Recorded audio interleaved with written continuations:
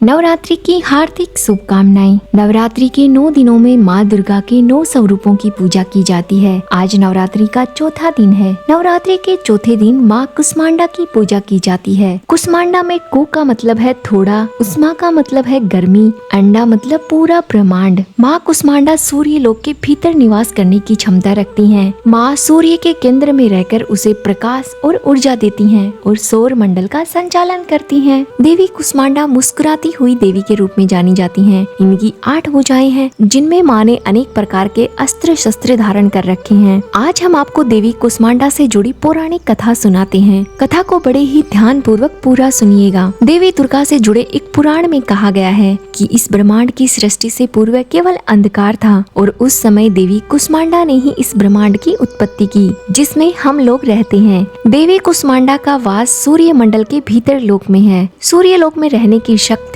और अक्षमता केवल इन्हीं में है। इनके शरीर की कांति और प्रभा सूर्य की भांति ही द्विदीप्यमान है, या फिर यूं कहें कि सूर्य में ऊर्जा और गर्मी भी वो ही प्रदान करती हैं। वो देवी कुष्मांडा ही हैं जो सूर्य को दिशा प्रदान करती हैं। जब ये ब्रह्मांड नहीं था तब देवी कुष्मांडा ने अपनी असीम शक्ति से एक छोटा अंड उत्पन्न किया। जब देवी कुष्मांडा ने इस ब्रह्मांड का निर्माण किया तब सर्वप्रथम उन्होंने अपने 3 नेत्रों द्वारा 3 देवियों को उत्पन्न किया। उनके बाएं नेत्र से देवी महाकाली उत्पन्न हुई, जो कि भयंकर रूप धारण किए हुए थे। उनके दाएं नेत्र से मुस्कुराती हुई देवी माँ सरस्वती प्रकट हुई और उनके तीसरे नेत्र से देवी महालक्ष्मी जी का उदय हुआ। कहते हैं कि ये तीनों देवी पृथ्वी के सबसे पहले जीवन स्वरूप थी। इन तीनों देवियों को प्रकट करने के पश्चात देवी कुष्मांडा ने इन तीनों पर अपना दृष्टिपात किया। सबसे पहले देवी कुष्मांडा ने देवी महाकाली पर अपना दृष्टिपात किया और उनसे एक नर और एक मादा उत्पन्न हुई। नर का नाम हुआ शिव, उनके 5 मुख तथा 10 भुजाएं थी, और जो मादा उत्पन्न हुई उनका नाम पड़ा देवी सरस्वती। उनका 1 मुख है और 4 भुजाएं हैं। इसके पश्चात देवी कुष्मांडा ने अपनी दृष्टि देवी महालक्ष्मी पर डाली। उनसे एक नर और एक मादा उत्पन्न हुए। नर का नाम हुआ ब्रह्मा जी, उनकी 4 भुजाएं हैं और 4 सर थे।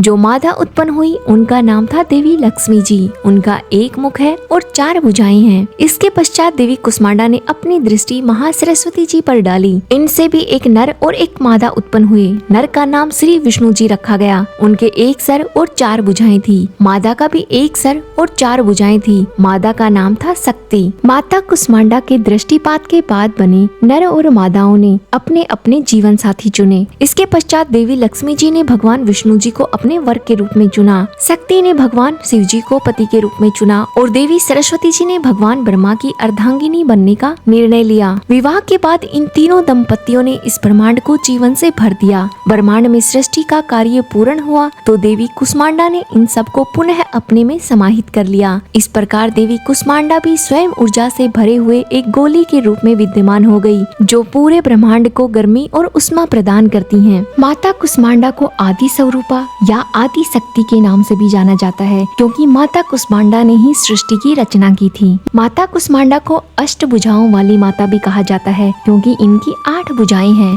इनके हाथों में कमंडल, धनुष, बाण, कमल पुष्प, अमृतपूर्ण कलश, चक्र तथा गदा है और 8वें हाथ में सभी सिद्धियों और निधियों को देने वाली जप माला है। माता का वाहन सिंह है और इन्हें कुम्हेड़ की बलि प्रिय है। संस्कृत में कुम्हेड़ को कुष्मांड कहते हैं, इसलिए इन्हें देवी कुष्मांडा कहा जाता है। ब्रह्मांड की सभी वस्तुओं और प्राणियों में इन्हीं से तेज व्याप्त होता है। नवरात्रि के चौथे दिन अचंचल और पवित्र मन से देवी की पूजा आराधना करना चाहिए। इससे भक्तों के रोग और शोक का नाश होता है और उसे आयु, यश, बल और आरोग्य प्राप्त होता है।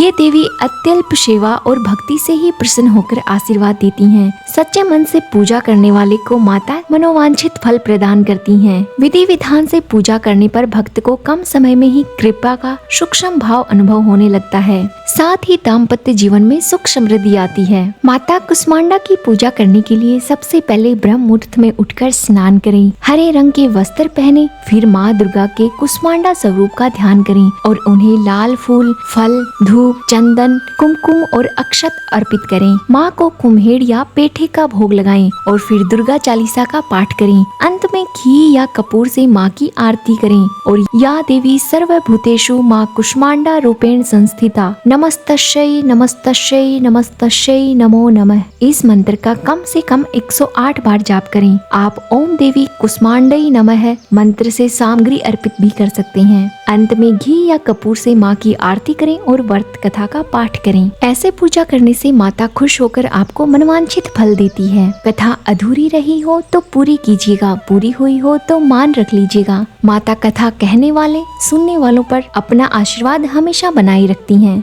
धन्यवाद।